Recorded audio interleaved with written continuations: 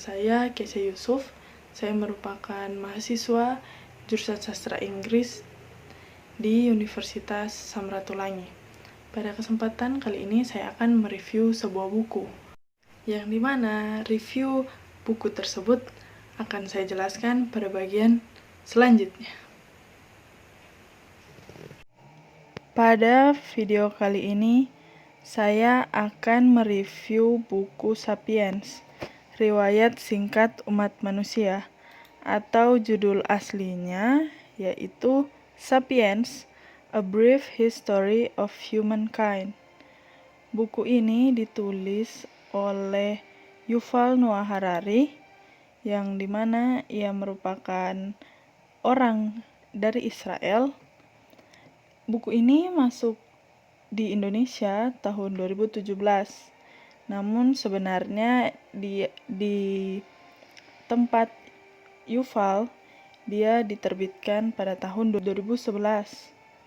Di Indonesia buku ini diterbitkan oleh KPG, Kepustakaan Populer Gramedia. Jumlah halaman dari buku ini yaitu 443. Profil singkat dari Yuval Noah Harari atau sang penulis buku ini ialah ia merupakan sejarawan dan penulis asal Israel yang lahir di Kiryat Ata, Israel pada tanggal 24 Februari 1976. Yuval memiliki 3 buku yang sangat populer, yaitu salah satunya Sapiens, Homo Deus, dan juga 21 Lessons for the 21st Century. Namun, yang menjadi awal dari kepopuleran seorang Yuval sebagai penulis yaitu dengan populernya buku Sapiens ini. Buku Sapiens ini telah menjadi buku bestseller di berbagai tempat. Kita lanjut di bagian isi buku. Apa sih isi buku dari Sapiens ini? Buku Sapiens ini terdiri atas 4 bagian besar, yang dimana pada bagian tersebut juga dijabarkan lagi ke dalam 20 bab.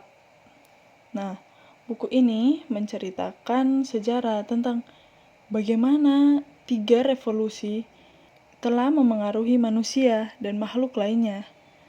Dan dalam buku ini juga ada beberapa prediksi dari Yuval tentang bagaimana kehidupan kita manusia yang akan datang. Nah, Yuval mengatakan bahwa ada 3 revolusi penting membentuk jalannya sejarah. Yang pertama, revolusi kognitif mengawali sejarah sekitar 70.000 tahun yang lalu. Revolusi agrikultur mempercepatnya sekitar 12.000 tahun lalu. Dan revolusi saintifik yang baru mulai berjalan 500 tahun lalu, di mana pada revolusi ini berbagai macam kemungkinan bisa mengakhiri sejarah dan memulai sesuatu yang benar-benar berbeda. Oke, kita langsung ke salah satu bagian besar dari buku ini, ialah revolusi kognitif. Awal pendahuluan dari bagian ini ialah Yuval menceritakan bahwa pada 13,5 miliar tahun lalu bumi ini dibentuk melalui peristiwa Big Bang, yang dimana segala macam zat, unsur, atau apapun itu tercipta karena ada peristiwa Big Bang. Kemudian Yuval juga mengatakan bahwa Sapiens ini merupakan bagian dari kera besar. Dia mengumpamakan sama seperti singa yang termasuk dalam family yang sama, yaitu family kucing. Singa, cheetah, dan kucing piaraan berada pada famili yang sama. Begitu juga sapiens yang juga anggota dari sebuah famili. Famili apa? Famili kera besar. Selain sapiens ada juga Neanderthal atau Homo neanderthalensis, dan juga ada Homo rudolfensis, Homo ergaster, dan Homo sapiens, yang mana Homo sapiens itu berarti manusia bijaksana.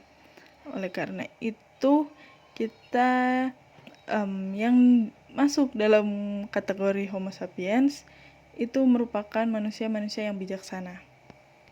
Pada waktu dulu manusia masih belum bisa terlalu pandai dalam berkomunikasi.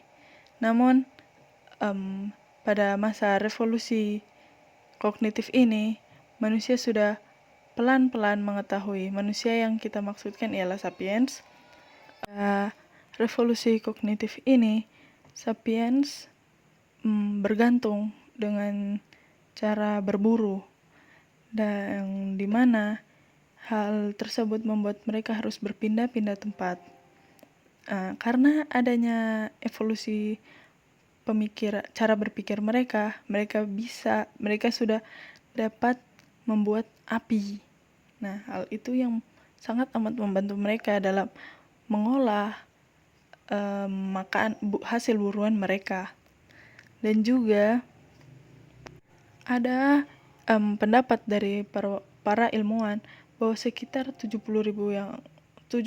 tahun yang lalu, sapiens dari Afrika Timur menyebar ke semenanjung Arabia, dan dari sana mereka dengan cepat menjelajah ke segenap penjuru Eurasia. Nah, hal ini terjadi karena itu mereka sudah berkembang dalam cara berpikir. Makanya mereka membuat perahu dan berlayar untuk pergi ke tempat yang lain. Nah, karena hal itu juga adanya perkawinan silang antar sapiens dari asal daerah yang berbeda dengan yang satu.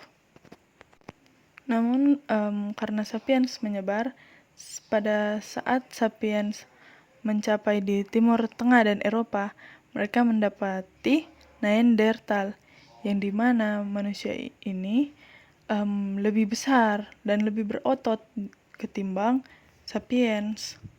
Lebih berotot dibandingkan sapiens, dan otaknya yang lebih besar. Dan juga mereka sangat pandai beradaptasi dengan iklim dingin. Mereka juga tahu menggunakan alat dan api, dan juga merupakan pemburu yang baik, yang dimana mereka juga sangat baik merawat sesamanya yang sakit dan lemah. Karena mereka sudah bertemu dengan manusia-manusia yang lain, akhirnya mereka hidup berdampingan. Namun lama-kelamaan manusia lain yang seperti Neanderthal, Denisova itu tiba-tiba punah. Itu mengalami kepunahan, dan dikatakan bahwa kemungkinannya karena sapiens. Hal itu karena sapiens sudah mengalami evolusi secara kognitif, dan juga semakin lama sapiens itu membutuhkan persediaan yang banyak karena mereka berkembang biak juga dengan cepat dalam jumlah yang banyak. Oleh karena itu, kemungkinan kepunahan manusia-manusia yang lain ya karena kompetisi. Seperti sebelumnya telah dikatakan bahwa sapiens membuat suatu mitos agar dapat mengumpulkan kelompok. Namun bukan cuma hanya mitos, tetapi adanya legenda, agama, dan lainnya. Nah, hal ini dibuat karena mereka membutuhkan aliansi, dan juga metode yang mereka perbuat hanyalah dengan hal tersebut, karena hal tersebut bisa membuat yang lainnya menyepakati kerjasama dengannya. Nah, kemampuan sapiens ini yang dapat membuat hal imajinatif itu juga kita bisa lihat dengan seperti sistem perusahaan. Walau perusahaan seperti pijat contohnya. Nah, walaupun misalnya semuanya hilang, pekerjaannya atau karyawannya, namun pijat tidak akan hilang karena pijat sudah dipercaya bahwa ia itu ada. Makanya walaupun mungkin secara fisik ia sudah kehilangan pegawai atau apapun, tetapi pijat itu tetap akan selalu ada karena sudah banyak yang mempercayainya bahwa pijat itu ada. Selanjutnya kita masuk di revolusi agrikultur. Selama berjuta-juta tahun, tepatnya 2,5 juta tahun, manusia menghidupi diri dengan memburu binatang. Nah, pada saat adanya revolusi agrikultur ini, sapiens sudah pelan-pelan meninggalkan cara hidup tersebut dan memilih untuk bercocok tanam, yang dimana dikatakan bahwa sapiens menjadi makhluk yang lebih malas karena mereka hanya berdiam di satu tempat dan mengharapkan kehidupan mereka pada kegiatan bercocok tanam dan juga beternak. Revolusi agrikultur meletup di Timur Tengah, Cina, dan Amerika Tengah. Tidak dengan Australia, Alaska, ataupun Afrika Selatan. Karena semakin besar spesies tumbuhan dan binatang yang ada di Australia, Alaska, atau Afrika Selatan itu tidak bisa didomestikasi. Maksudnya didomestikasi ialah dijinakan, yang dimana dari makhluk liar itu bisa menjadi yang jinak atau seperti piaraan. Para ahli mengklaim bahwa revolusi agrikultur adalah sebuah lompatan besar menuju kemanusiaan, karena pada evolusi ini pelan-pelan orang-orang menjadi lebih pintar, yang dimana mereka mampu mengetahui rahasia-rahasia alam dan juga tahu cara mendomestikasi domba dan menanam jagung dan lainnya, yang dimana sebenarnya bisa dibuat lebih gampang, ya, memanipulasi tanaman serta hewan-hewan lain. Karena sapiens pada revolusi agrikultur ini bergantung pada kegiatan bercocok tanam dan beternak, mereka juga menjadi tinggal di satu tempat yang begitu lama, yang seperti dikatakan sebelumnya menjadi dalam tanda kutip pemalas. Dan juga wanita-wanitanya itu karena kemampuan mereka dalam memanipulasi tanaman serta binatang, akhirnya begitu banyak korban-korban karena revolusi ini, yang dimana kita bisa melihat seperti yang dicontohkan di buku, ialah bisa dilihat pada saat mereka melihat domba-domba, mereka sudah mengetahui mana domba yang agresif, mana domba yang penurut. Nah, karena mereka sudah tahu akan hal tersebut, domba-domba yang agresif mereka akan langsung membunuhnya.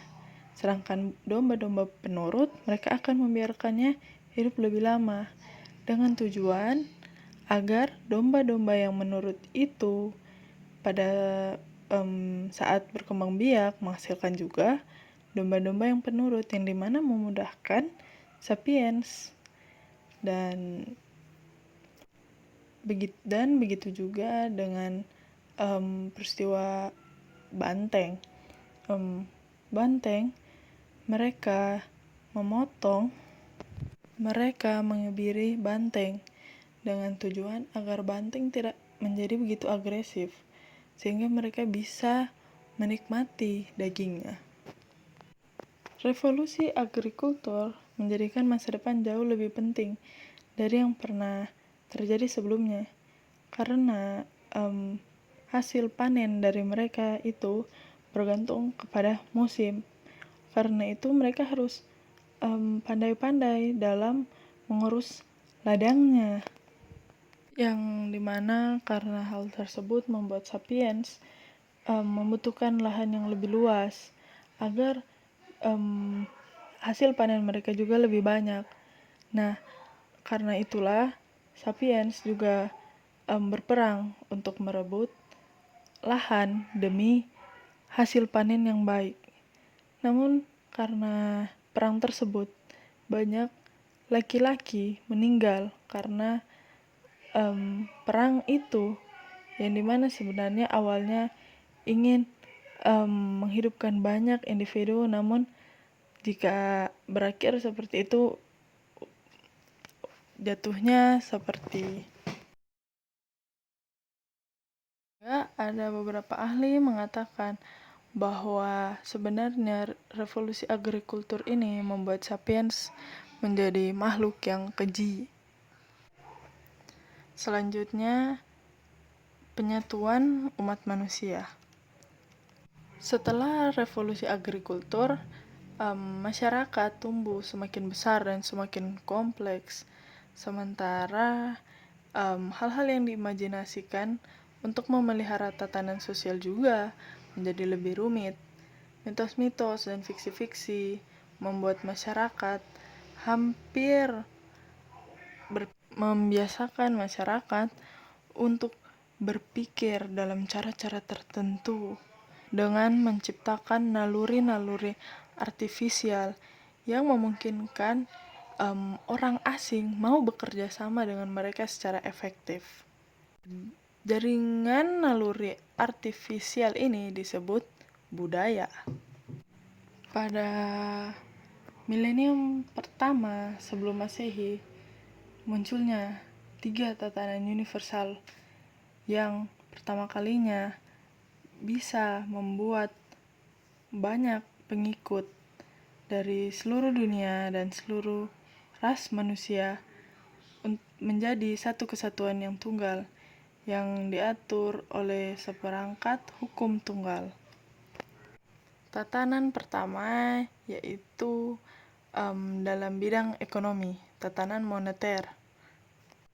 Munculnya uang membuat manusia yang awalnya tidak saling mengenal satu sama lain mau bekerja sama. Menurut Yuval, uang bukanlah koin perak atau emas ataupun uang kertas, melainkan suatu sistem kepercayaan atas nilai benda dengan tujuan pertukaran barang atau jasa. Sebelum ditemukannya uang, orang-orang itu saling melakukan barter, yang dimana antar produk dan produk, maksudnya seperti gandum ditukar dengan ikan ataupun begitu sebaliknya. Namun jika saling bertukar barang berat seperti itu, lama-lama mereka berpikir bahwa itu cukup menyusahkan mereka. Oleh karena itu mereka membutuhkan suatu alat yang mudah dibawa kemana-mana, yang dapat dijadikan alat bayar jika ingin bertukar, yaitu uang. Bukan hanya dalam sistem barter, begitu juga dalam sistem pembayaran jasa. Kemudian tatanan universal yang kedua adalah politik atau tatanan imperium. Apa itu imperium? Imperium adalah sebuah tatanan politik dengan 2 karakteristik penting. Pertama, memiliki kualifikasi untuk sebutan yang dipakai untuk berkuasa atas sejumlah signifikan masyarakat yang berbeda-beda. Masing-masing memiliki identitas kultur, yang dimana masyarakat tersebut memiliki identitas kultural yang berbeda dan juga berada dalam satu wilayah yang terpisah. Kedua, imperium dicirikan oleh perbatasan-perbatasan fleksibel dan gairah yang secara potensial tidak berbatas. Seperti contohnya kita lihat adanya penjajahan yang dimana mereka ingin mengambil suatu wilayah yang sebenarnya bukan wilayah teritori mereka dengan tujuan untuk mengubah struktur dasar atau identitasnya. Dari perspektif historis, imperium tidak bisa bekerja. Maksudnya tidak mungkin menguasai suatu bangsa secara efektif dalam jumlah yang besar. Yang dimana menurut Yuval ini merupakan omong kosong. Namun ada juga pernyataan yang dikatakan Yuval sangat problematik, yaitu imperium adalah mesin jahat dalam menghancurkan dan juga mengeksploitasi suatu bangsa. Namun yang sebenarnya imperium telah imperium merupakan bentuk paling umum di dunia dari organisasi politik selama 2500 tahun terakhir. Sebagian manusia dalam 2,5 milenium hidup dalam imperium-imperium. Imperium juga merupakan bentuk pemerintahan yang stabil. Sebagian besar imperium telah mengalami betapa sangat mudahnya menundukkan pemberontakan. Secara umum, imperium-imperium itu diruntuhkan hanya oleh invasi eksternal atau oleh perpecahan dari elit yang berkuasa. Tatanan selanjutnya ialah adanya agama. Selain uang dan imperium, agama menjadi pemersatu terbesar ketiga bagi manusia, karena semua tatanan sosial dan hierarki diimajinasikan. Semuanya itu merupakan struktur-struktur yang rapuh.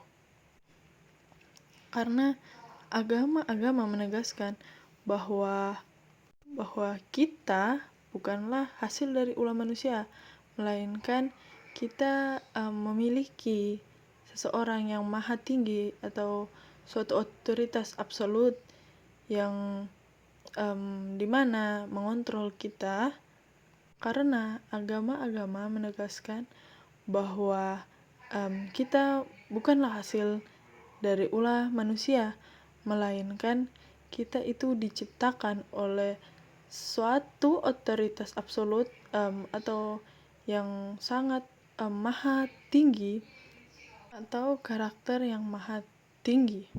Dengan demikian, agama bisa didefinisikan sebagai sebuah sistem norma-norma dan nilai-nilai manusia yang didasarkan pada keyakinan pada suatu tatanan manusia super.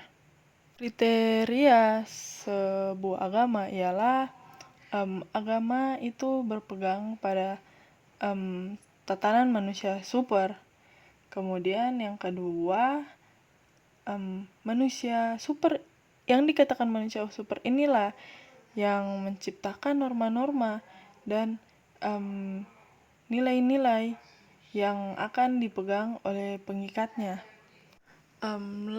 Dalam berkehidupan, akhirnya manusia akan dalam sebuah agama akan ada yang dinamakan yaitu akhirat atau akhir zaman. Nah, yang dimana karena adanya akhirat ini yang membuat manusia itu dapat bersatu, karena tidak ada manusia yang ingin hidup penuh dalam penderitaan. Nah, agama ini menjamin bahwa jika mempercayai agama tertentu, manusia tersebut akan terlepas dari yang namanya akhirat itu. Kemudian bagian terakhir dari buku ini, revolusi saintifik. Dalam periode ini, manusia telah mendapatkan pengetahuan-pengetahuan yang lebih baik dari sebelumnya, sehingga mereka sudah mulai membuat suatu riset-riset yang dimana akan menghasilkan suatu science. Sebelumnya perang-perang itu membutuhkan begitu banyak biaya dan menghabiskan begitu banyak waktu, karena perang dulu yaitu menggunakan senjata-senjata seperti tombak atau yang lainnya. Namun dengan adanya revolusi ini, manusia sudah bisa dikatakan bisa berperang tanpa menggunakan alat seperti tombak, karena mereka sudah menemukan hal lain. Seperti kita bisa lihat bom Hiroshima dan Nagasaki. Hal itu merupakan hasil dari revolusi saintifik. Dan juga selain sebagai alat untuk berperang, terjadinya revolusi saintifik ini juga merupakan suatu kemajuan yang suatu hal yang sangat baik dalam kemajuan kehidupan manusia, karena dengan adanya revolusi saintifik ini, segala penyakit yang awalnya susah disembuhkan akhirnya ditemukan obatnya. Seperti namanya, revolusi saintifik, science, yang merupakan ilmiah, bisa juga yang dimana ilmiah itu bergantung pada pengetahuan. Makanya pada revolusi ini pengetahuan adalah kekuatan. Nah, jika kita memiliki pengetahuan yang sangat baik dan bagus, kita juga memiliki kekuatan yang sangat hebat. Oleh karena itu,